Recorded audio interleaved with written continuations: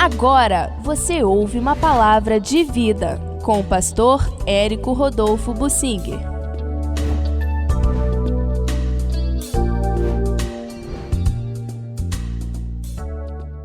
A história de Neemias nos ensina como agir em relação a inimigos externos e internos.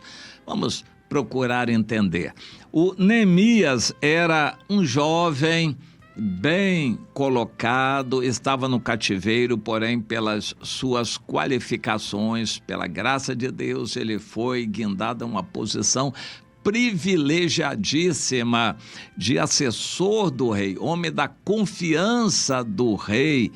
E ele, o Neemias, na corte do rei da Pérsia, era o copeiro. Isso é uma função de extrema confiança do rei.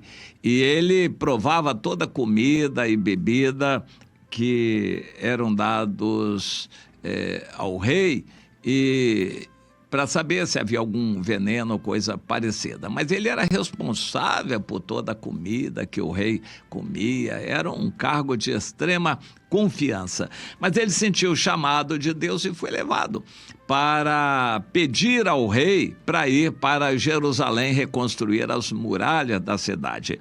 O rei concedeu porque Deus tocou o coração dele. E chegando lá, ele buscou de Deus sabedoria para saber como agir. Primeiro, ele descansou alguns dias orando, pedindo a Deus entendimento. Enquanto de noite, para ninguém ver, ele examinava a situação, percorrendo o caminho das muralhas, onde haveria trabalho, para formular planos. E depois ele convocou os líderes, ele tinha carta de designação para governador.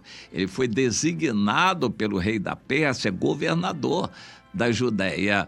E então ele convocou os líderes, disse o plano dele: vamos reconstruir as muralhas, e começou aquela epopeia, uma história de heroísmo e valentia. E em 52 dias, aquele grande mutirão que envolveu mulheres, velhos, todo tipo de gente, aquela epopeia, aquela história foi maravilhosa. E ele, então, conseguiu aquela grande vitória. Mas aí o livro narra problemas que ele teve. No capítulo 4, os inimigos ameaçaram, os inimigos vieram, fizeram planos, se intrometeram no meio do povo de Judá para tentar atrapalhar a edificação dos muros. Todo tipo de ataques do inimigo. Nós, examinando essa história à luz do Novo Testamento, vamos entender: todo cristão que é sincero e verdadeiro vai sofrer ataques do inimigo, seja através do seu ambiente de trabalho, colegas, chefe, patrão, seja através de inimigos da rua, assaltantes, bandidos, terroristas. Em muitos países o cristianismo está sujeito a terrorismo, e de diversas fontes e origens o inimigo vai atacar, mas cabe a nós nos defendermos. E há um versículo que é muito interessante. O Neemias alertou o povo, todos ficaram sintonizados com a ordem de comando, e ele disse assim: continuamos a obra. Para nos defender, não nos escondemos. Nós continuamos, trabalhávamos na obra, e metade de nós empunhava lanças desde o raiar do dia até o sair das estrelas. E também nesse tempo eu pedi que todos ficassem ali, dormindo no ambiente de trabalho. Nem eu, nem meus irmãos, diz o Neemias, nem meus moços, nem os homens da guarda que me seguiam, largávamos as nossas vestes. Cada um se deitava com as armas à sua direita. Eu me lembro que na saída do povo de Israel do Egito, Deus disse: a Páscoa vocês vão celebrar assim, com a roupa vestida, cingidos e com tudo na mão, cajado na mão, preparados para viajar. Assim que vocês vão comer a Páscoa, preparados. Assim que Deus quer que vivamos aqui na terra, preparados para cada dia, não dormindo, não acomodados, não tirando férias. A obra de Deus não tem isso, mas vivendo para o Senhor a cada dia. Você está assim, meu irmão? Você está assim, minha irmã, envolvidos na obra de Deus a cada dia, preparados para partir a hora que o Senhor chamar. Tem que ser assim um cristão, preparado, vestido e com as armas na mão, preparado para quando o Senhor chamar, nós dizemos: amém, eis-me aqui. Mas vamos trabalhando enquanto vigiamos e aguardamos Jesus voltar. Você está desse jeito? Ou é daqueles crentes que relaxam e gostam do mundo e vão se distrair com as coisas do mundo? Comece a pensar melhor nisto. Bom, o Neemias agiu, não parou a obra e a obra terminou. Foi uma grande vitória, mas não terminou sem ter outro tipo de problemas, que eram os desânimos internos, as desavenças, fofoquinhas e conversinhas entre irmãos, acusações e fraqueza mesmo. Alguns eram pobres e começaram a passar fome. Eles não tinham em si mesmos o sustento para se manterem e ainda trabalharem em mutirão.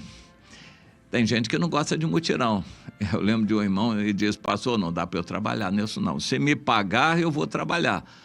Mas em mutirão, não. O mutirão é algo maravilhoso, é você trabalhar sem receber. É a própria essência da vida cristã, trabalhar sem receber aqui na terra para poder receber de Deus. Aquele que já recebeu na terra, não tem que receber mais nada de Deus. E o mutirão é servir ao Senhor sem receber aqui na terra para poder receber o galardão de Deus. E problemas nós vamos ter com irmãos, nós vamos perdoar, nós vamos tolerar, ajudar os irmãos que não têm. Há irmãos que não têm nem dinheiro de passagem. Nós vamos ajudar da maneira que podemos, nós vamos suportar as acusações dos irmãos, as desavenças, os problemas, vamos procurar conciliação. Não vão faltar problemas internos, mas temos que tratar esses problemas, não podemos ignorar.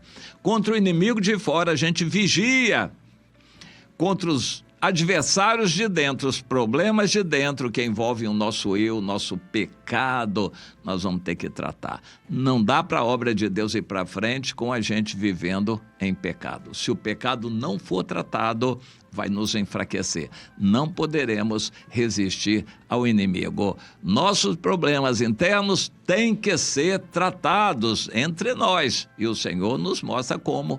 Na Bíblia, ao inimigo de fora, a gente vigia para estar pronto a resistir. Ao inimigo de dentro, a gente resolve tratar com amor, mas não pode ignorar. Entenda isso, meu irmão, entenda isso, minha irmã, para você estar produzindo para o Senhor. Se você não resolver os problemas internos, não vai conseguir produzir para o Senhor. Se você não estiver vigiando contra os inimigos de fora, eles vão entrar, Satanás vai entrar e fazer arruaça no seu meio. Então tem que vigiar e se preparar para resistir ao diabo. É assim que a Bíblia nos ensina. Mas aos inimigos de dentro a gente tem que tratar com amor e procurar nos conciliar e reconciliar com os irmãos para que possamos fazer a obra de Deus caminhar. De qualquer forma, o inimigo tentará de todos os meios nos atrapalhar, mas a sabedoria nos leva a não pararmos. Você já parou? Minha irmã, você já parou na obra de Deus? Pense bem nisto.